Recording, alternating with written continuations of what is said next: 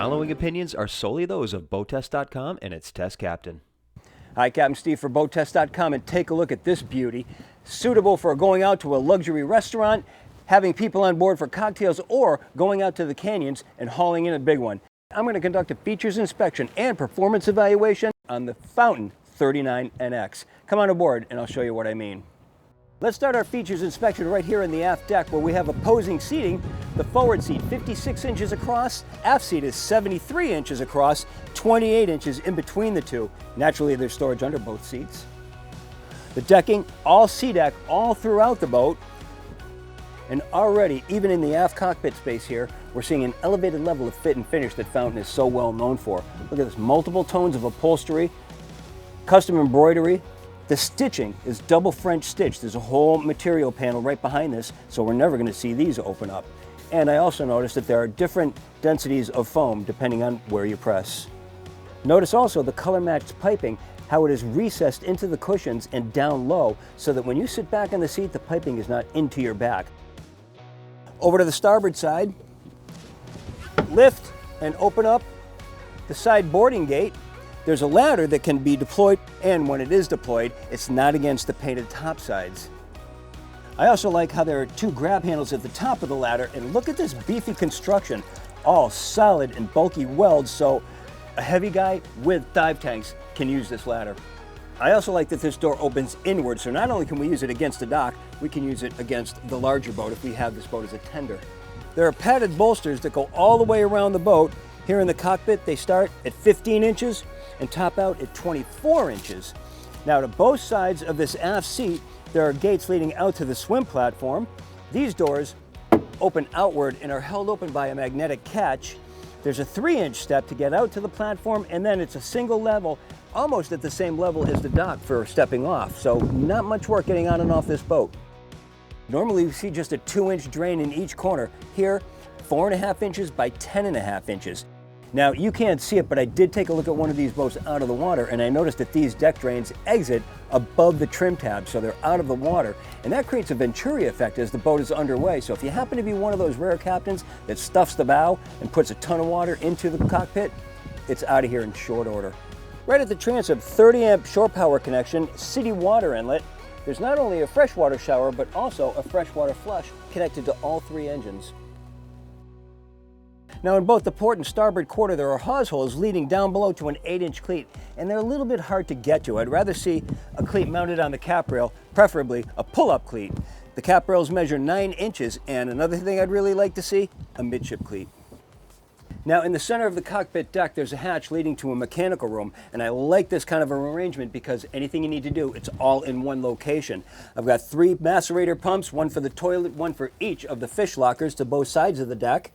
2 1,500 gallon per hour Rule bilge pumps. All the hoses are double clamped.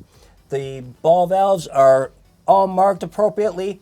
And I can see there are 2 fuel filters here and one way in the back. That's going to be kind of an awkward job changing that fuel filter. It's a little bit out of the way. I think Fountain could move that into a more accessible location. But more importantly, over to the side, there's a large area that's opened up so we can get to the outboard side of this compartment. And even that is finished off. I noticed that the hatch is finished on both sides, held open by a gas strut and a turn and lock latch, keeping it locked in position. The perimeter all guttered with 2 drains, one to each side, and rubber gasketed all the way around the hatch. Now, as we make our way forward, got to take a look at these supports for the hardtop. Notice how they're integrated into the sides, both forward and aft, so they're not taking up so much side deck space, but more importantly, they're powder coated, and because of advancements in the powder coating technology, these ones repel heat rather than absorb it. So this has been in the direct sunlight all day, and it still feels cool to the touch. I've got 1, 2, 3, 4 combination rod holder beverage holders in each side of the boat, and all of this from this point forward, even over the forward lounge, is underneath this spectacular hardtop. I mean, look at this. Spreader lights, LED. 2 speakers facing aft, and of course these are JL audio, and they also have lighted speakers, so if you want, you can get these color matched to the boat. There are courtesy lights to both sides, and then a crank to raise and lower the nav light. To the deck on both sides of the console, there are fish lockers. These are macerated. Just inside, 2 drawers and tackle sorters. On the opposite side, there are 4 drawers. The helm console, a little bit high, so I'm happy to see that there's a 3-inch platform at the bottom, giving you a little bit better visibility. Oh, soft touch dash. There's a compass not in line with the helm. I'd like to see it mounted right over here so I can get better bearings, but tempered glass and it's all curved and no distortion whatsoever at the curves. I'd like to see a windshield wiper and possibly a washer. Overhead, turn and lock latch for an electronics box. I'd like to see that be a lift and lock latch. Dual 16-inch displays you can choose from Garmin or Simrad. There's a JL Audio stereo right in the center, and all this is mounted to a carbon fiber panel, as are the switches underneath, and all these are lighted when activated. We have the digital throttle and shift pinnacle, and just ahead, controls for the trim tabs. To the sides, stainless steel beverage holders, and notice that these have drains in the bottom of them that come out way down here at the bottom of the console and onto the deck, so we're not getting condensation building up in there. Great if you use these for putting your cell phone in like everyone else does. And down below that, 2 levels of footrests. The seats, double wide, each one has an individual bolster and it's contoured so it really wraps right around you. Flip up armrests. I like the positioning. Also, I like the positioning here with the dual footrests. Each one of these is 24 inches wide, and just underneath, battery compartment. Powder-coated rail along the side, and I still cannot help but be impressed by the fact that it's not absorbing any heat. Again, been in the sun all day. Nice to the touch. The narrowest spot between the side of the bulkhead and the lounge, 13 inches to both sides. Insulated coolers, and these can be swapped out for fish boxes or combination fish box cooler if you're into that. We've got a contoured lounger, separate headrest for extra comfort, and flip armrests. Now fully forward, the grab rail is recessed just around the top of the seat backs and seat wrapping around the entire bow along with the bolster. Storage underneath, there's storage in the deck and a pedestal table base. Fully forward, 2 pull-up cleats, a turn and lock latch. I'd like to see that be a lift and lock latch because it's always going to latch in the right position when you close it. It's finished on both sides, held open by tension hinges, and it's a good hold so it's not going to flop down. Holder for the remote control for the Pro Fish windlass, leading to a stainless steel anchor roller mounted through the stem. And yes, there is a cleat on the inside for securing the anchor rod, and good access to both sides to the all-rope rod. And just to the left-hand side, there's a freshwater washdown bib. Now just to the starboard side of the console is a sliding pocket door that gives us access to the cabin. Let's check it out.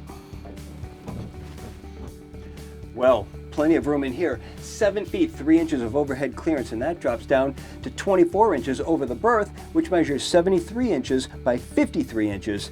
There's USB and charge connectivity to both sides, and opening port lights for ventilation.